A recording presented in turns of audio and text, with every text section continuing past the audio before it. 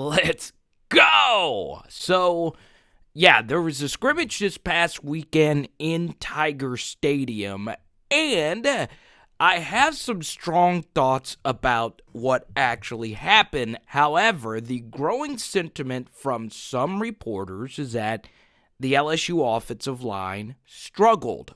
Now, I want to dive into this video today, sharing some thoughts on the LSU offensive line. And if you're a huge fan of this channel, you already know how I feel about this group. And as you see here, this just makes me happy and excited at Orgeron.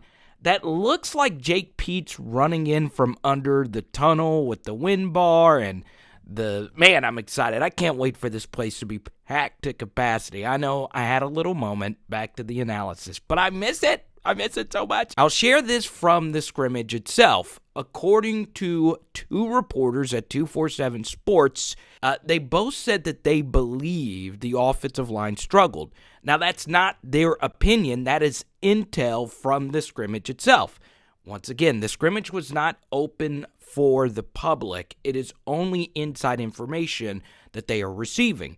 And the offensive line is very experienced. And according to quite a few reports, including this from Fans Cited via 247, the defensive line dominated, most notably B.J. Ojulari, and you just saw Neil Farrell and Andre Anthony. So, yes, it is not uncommon for defenses to outperform offenses early, but it is concerning considering this is a very experienced offensive line.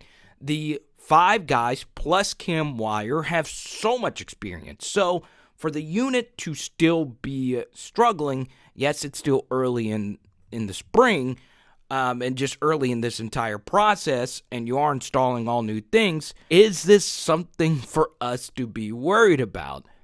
Yes. And yes, normally I say yes and no, but yes, you should be worried about this. So the first thing I want to point out is blue chip ratio, and it's an idea that was created by Bud Elliott. Now, he used to be with SB Nation, now he's with 247, and it's not some revolutionary concept. All he does is divide the amount of 4 and 5 stars compared to the rest of the roster. So a blue chip ratio is a pretty good indicator whether or not you can compete for national championships. And overall, LSU's blue chip ratio is pretty good. They normally recruit amongst the nation's best. Now, with the blue chip ratio, you can divide it up into positions as well. And that is what Justin Ferguson of The Athletic, he is a reporter for Auburn, that's what he did here. And as you can see, LSU's blue chip ratio is 46%, whereas Alabama's blue chip ratio on the offensive line is 86%. Now, that means Alabama, almost 9 out of every 10 offensive linemen on their roster are 4 or 5 star players, whereas LSU, less than half of their offensive line are 4 and 5 star players. Now, when Ferguson did this, I don't know if he included walk-ons into this equation for the 2020 group, but what I decided to do was take a look at the blue chip ratios of LSU's other positions. And as you can tell, greatness doesn't necessarily correlate with blue chip ratio. LSU has obviously a pretty high blue chip ratio at running back, and their running backs weren't all that good last season. Their blue chip ratio was lower at wide receiver, but the wide receivers overall were pretty good for LSU last season. So it's not necessarily a 1-in-1 comparison because obviously some 3 stars perform at a 5-star level and some 5 stars and 4 stars perform at a 2-star level, especially in the case of the LSU offensive line. You see, in this blue chip ratio, one of the players that qualifies as a blue chip recruit is a guy like Cardell Thomas and Anthony Bradford, guys that have not really seen the field at all. They're not even thought of in the rotation. And that is concerning as far as the developmental aspect of the LSU offensive line, which wasn't that good.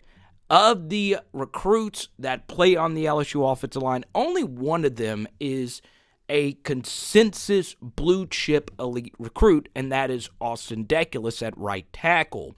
Whereas you look at Alabama, not only do they have a high blue chip ratio, last year, both their offensive tackles were amongst the top 10 national recruits, period, in their classes. So, yeah, you look at this, and yes, LSU has to recruit the offensive line position better, and you know the story about Tristan Lee and so and so and so and so. And yes, things look better for the class of 2022 with Will Campbell, Emory Jones, who should commit to LSU. And you look at some of the other offensive linemen, Bo Borderline, Lucas Taylor. It's a pretty good offensive line class for 2022, so help is on the way. Like I mentioned, we've whiffed on some 4-stars, and we've not had some 3-stars step up and play at a 5-star level. And look, occasionally LSU would have some 3-star offensive linemen, like a Trey Turner, for instance, turn into, obviously, a superstar.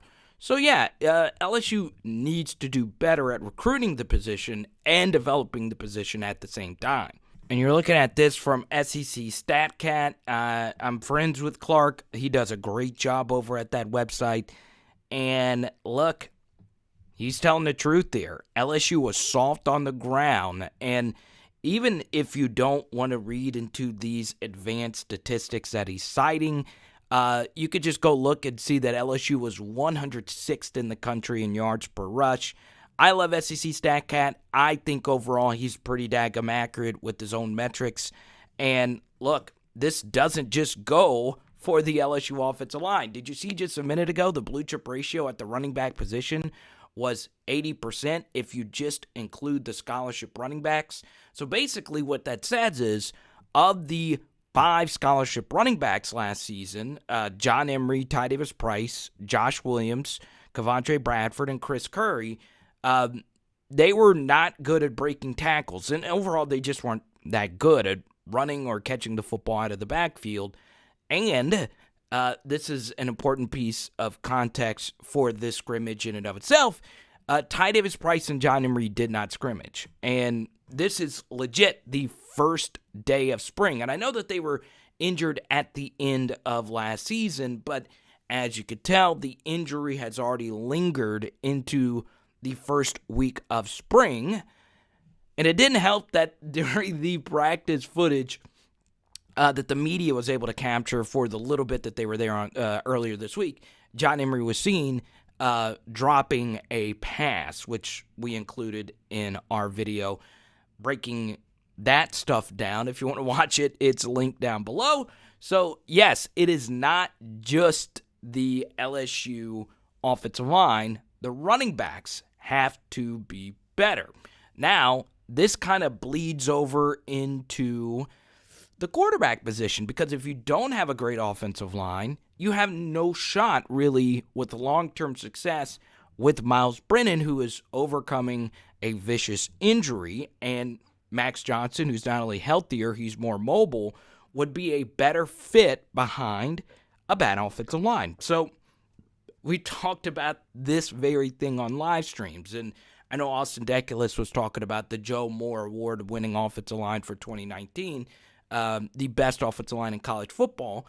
Well, we have to start being a little bit more honest. And, you see a photo here of Ed Ingram, who was a key backup on that offensive line, played a lot on that 2019 team.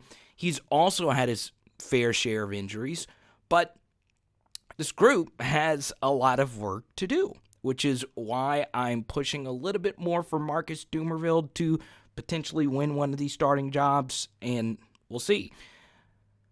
But, if you want to be really honest, the more you watch the LSU 2019 team, the more you see that the offensive line wasn't as great as you might think it was, and a lot of it had more to do with Joe Burrow and Clyde being just phenomenal quarterback and running back tandem. It's pretty amazing how good those guys were when you really sit down and rewatch those games. So this could be a bigger problem. But that leads us into our final comment. And I know, especially for this video, it's kind of weird because we're in March Madness. That's why there hasn't been much coverage of the scrimmage, because everyone's focused on the men's basketball team, and LSU baseball is just kicking into SEC season. And this is the first spring practice, first spring scrimmage that we've heard of, okay? Now, we're going to forget about this scrimmage. We don't know a whole lot about this scrimmage. And, in fact, this is something that they do at the end of scrimmages, this Big Cat type of drill. I think this is called the Big Cat right here. And as you can tell, this isn't like a normal scrimmage. This isn't like a spring game. Scrimmages are different. There was no media present. And the only information you're getting is from people that are inside the program. So my thing is, as far as scrimmages like this are concerned, and this even includes the spring game, don't take too much away from it, okay? As you could tell, this video had more to do with the LSU offensive line as a whole than what potentially happened at the scrimmage. And keep this in mind, you cannot hit the quarterbacks. That's why they're in these yellow uniforms. Not Tydavis Price, but you see, you can't hit them. So, if an offensive lineman gets beat, well, the defensive line, all they do is tap the quarterback and the play is dead. You cannot hit them at all. So, that's something to keep in mind as well. Don't get too carried away based on just some scrimmage. I hope you enjoyed this video today. Don't forget, live streams Tuesdays and Saturday nights at 7 p.m. Central. It is Power Hour LSU. Boom! Yo, my dude Mike dropped off a baked potato with pulled pork and brisket on it. Let's go! Ha ha! I'm gonna go check that out.